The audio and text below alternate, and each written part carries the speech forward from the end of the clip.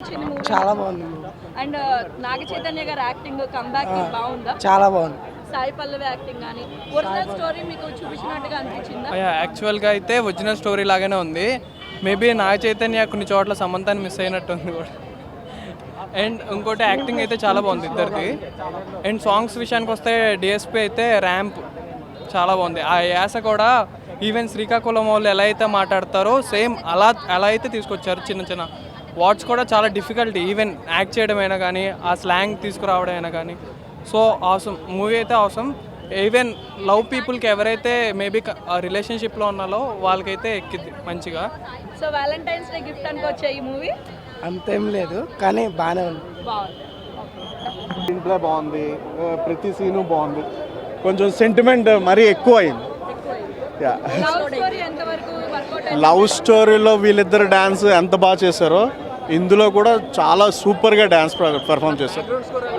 Super అన్న. దేవిశ్రీ ప్రసాద్ మాత్రం అది వాళ్ళు ఇచ్చే సెంటిమెంట్, వాళ్ళు ఈవెన్ వేర్ ఆల్ ఫ్రమ్ అక్కడి నుంచే కొంచెం అదే చెప్తున్నా బ్రదర్, కొంచెం సినిమా ల్యాగ్ ఉంది కానీ బట్ ఓవరాల్గా ఓకే సినిమా చూడొచ్చు. లేదు సినిమా చూడొచ్చు. నాకు తెలిసి లేడీస్ గారు మీరు చూస్తే డెఫినెట్గా ఖర్చు పట్టుకోవాల్సింది. యాక్షన్ సీన్స్ బాగానే ఉన్నాయి.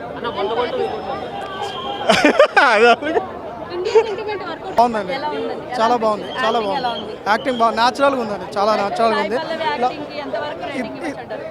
4.5 ఇవ్వచ్చండి. లవ్ స్టోరీ ఇప్పుడు జనరేషన్ చూడాల్సిన లవ్ స్టోరీ అండి. అంటే ఇప్పుడు జనరేషన్ ఎట్లుందంటే ఈ రోజు ఉంటారు రేపు మర్చిపోతారు, అట్లా కాకుండా వెయిటింగ్లో లవ్ ఎలా ఉంది అది మంచిగా న్యాచురల్గా ఉంది. రాజులమ్మ జాతర అండి. ఎలా అనిపించింది sir? It is so cute and beautiful. Family audience కి ఎంత వరకు నచ్చుతుంది అంటారు? అర్థమవుతుంది, బట్ ఇదేంటంటే మనం మెయిన్ కాన్సెప్ట్ అర్థం కావాలి, లేదంటే మూవీ అంత ఈజీగా అర్థం కాదు. But yes, it's all dimension. So and దీంట్లో ప్యాట్రియాటిక్ ఎక్కువగా చూపించున్నారు. సో దానికి ఎంత వరకు వర్కౌట్ అయిందంటారు? You have any inputs? మీకు నచ్చిందా movie? Super. Sai Pallavi acting కానీ నాగ చైతన్య యాక్టింగ్ కానీ వి వెంట్ ఫర్ ఇంటర్స్టెల్లర్. యాక్చువల్గా ఏంటంటే మన ఇండియా పాకిస్తాన్ బోర్డర్లో ఒక రకంగా మన వాళ్ళు ఏ రకంగా చిక్కుకున్నారు, వాళ్ళు ఆ ఫిషర్స్ని బయటికి ఎలా తీసుకొచ్చారు, దానికి తగ్గట్టు హీరోయిన్ని కూడా సెకండ్ హాఫ్లో కంటిన్యూ చేస్తూ సెకండ్ హాఫ్లో హీరోయిన్ చాలా బాగా చూపించారండి. హీరోయిన్ మొత్తం మటుకు సినిమాకి హైలైట్ అండి. వాళ్ళిద్దరి మీదే పిక్చర్ స్టార్టింగ్ నుంచి ఎండింగ్ వరకు. చాలా మంది ఫస్ట్ హాఫ్లో కానీ సెకండ్ హాఫ్లో కానీ చాలా ల్యాగ్ సీన్స్ ఎక్కువ ఉన్నాయి. ల్యాగ్ సీన్స్ అంటే ఎమోషన్ సీన్స్ అండి.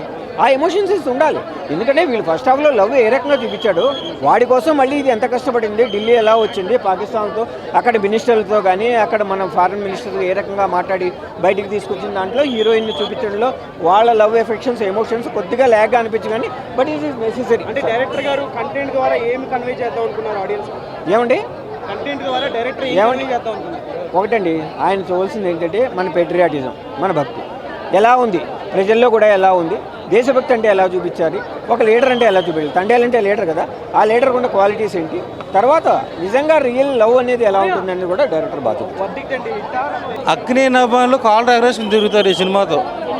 అక్కినే అభిమానులు కాలర్ ఎగరేసుకుని తిరుగుతారు. ఇది నాగ చైతన్య మా సినిమా అని అంత బాగుంది. ఒకటే చెప్తా, ఇంటర్వ్యూలకు ముందు పోలీస్ స్టేషన్లో ఆ పాకిస్తాన్ జైల్లో బట్టలు లేకుండా ఉంటాడు నాగ చైతన్య. అసలు ఆ సీన్కి డైరెక్టర్ ఒప్పించుకుని ఆయన నాగ చైతన్య గారు ఆ సీన్ చేయడం అంత గట్స్ ఉండాలి ఏ హీరోకైనా, స్టార్ హీరో. ఆ ఒక్క సీన్తో సినిమా ఎక్కడికో తీసుకెళ్ళింది రేంజ్. ఇది ఒక ఫీల్ గుడ్ లవ్ స్టోరీ మధ్యన వచ్చే ఒక మాస్ మసాలా సినిమా, చాలా బాగుంది. ఓవరాల్గా చెప్పాలంటే ఒక మంచి బ్లాక్ బస్టర్. నాగ చైతన్య గారికి పెద్ద బ్లాక్ బస్టర్ సినిమా.